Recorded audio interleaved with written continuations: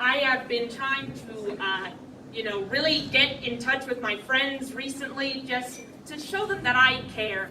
And the other day I was hanging out with a friend, and we were drinking, and then out of the blue, she's like, "Do you want to play a game?" And I was like, "No," because I care too much about our friendship, and I didn't want to ruin it. I'm very competitive. So I was like, "No, not really." And she's like, "No, this game's good. I just ordered it from the internet." And I was like, "All right, let me see it." She pulled it out. This is what it was called: Hunt a Killer.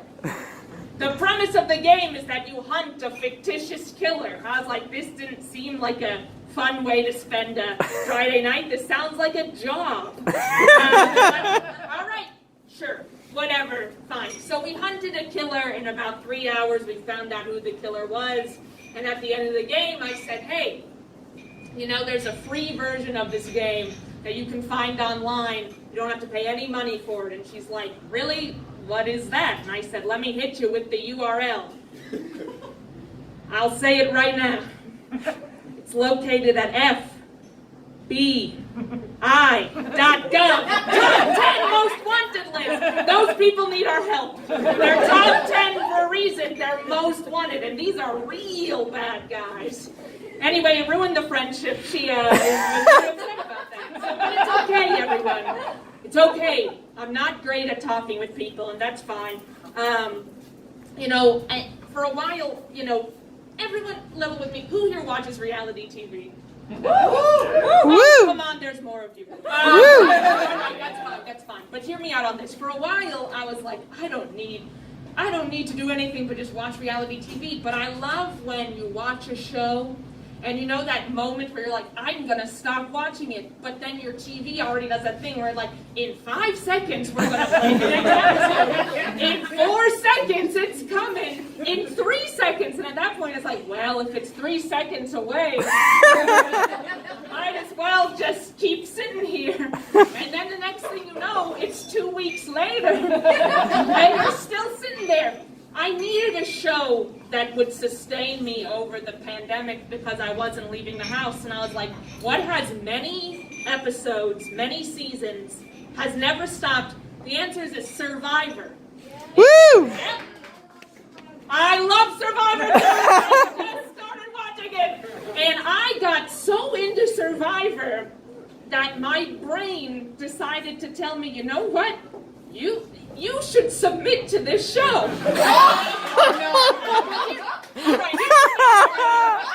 Here's the thing. All reality shows fit in one of 2 categories: requires skills or does not require skills. Dancing with the Stars, you need to be a star. Hell's Kitchen, you need to have some culinary expertise. Survivor, they just drop you in the middle of a forest. And I was like, I can submit to this. And I started telling people in my family and friend group that I was submitting to Survivor. And it is a testament to how incompetent they think I am. And people got concerned. They're like, Stacy, you cannot submit to Survivor.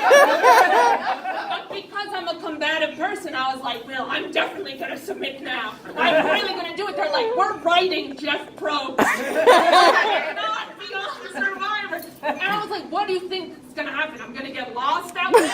No one's been lost. They're like, there's a first time for everything. You can't go. So anyway, everyone, if you think I should be on the next season of Survivor, make some noise right now. Take that to the bank, NBC. Take it. I don't want to go. The other day I was hanging out with someone, and like out of the blue, he was like, I give 0 fucks about this. And I was like, really? You give absolutely 0. You care that little about your fellow man that you just give 0 fucks about this. You really don't care. And if that's the case, can you please teach me? Because I truly spent about 2 months last summer thinking I single-handedly caused global warming. So please teach me how to not give any fucks. It ended the friendship, but that's all right. I don't think I was talking to a friend the other day, and my friend said,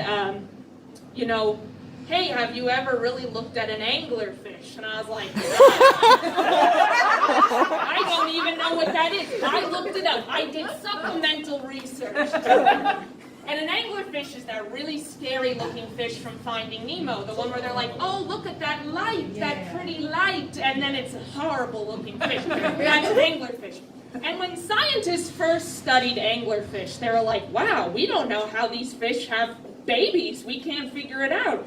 Because they kept capturing female anglerfish. They're like, where are all the male anglerfish? So then they studied the female anglerfish. And they're like, it's so weird. All these female anglerfish, they just have this weird, like, bacteria attached to it. And it wasn't a bacteria. The bacteria that they thought was bacteria was actually male anglerfish that just attached to the female anglerfish. And the female anglerfish just drains all the life out of the male anglerfish and then drags its lifeless body around until it one day has children. And nothing is a better analogy for my last relationship than a lifeless human being dragged around from point A to point B. Who was dragged here tonight? I did a show of...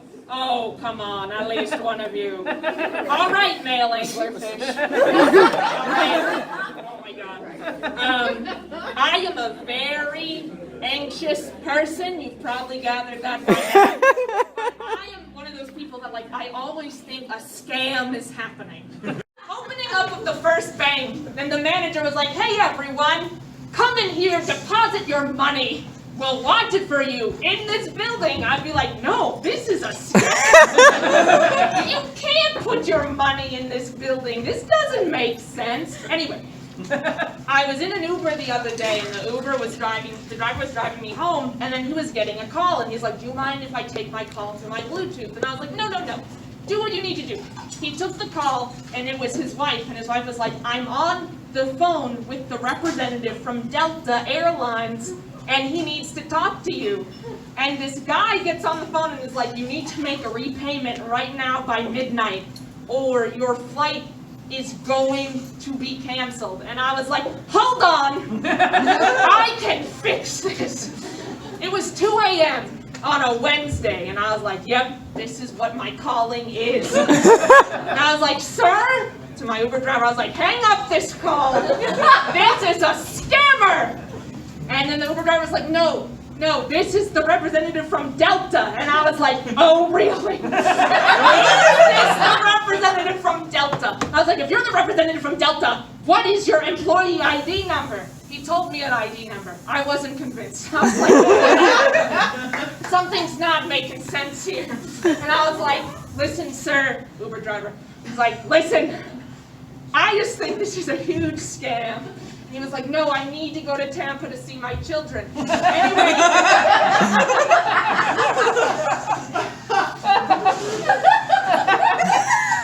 You know what? Do I feel bad I ruined a trip to Tampa?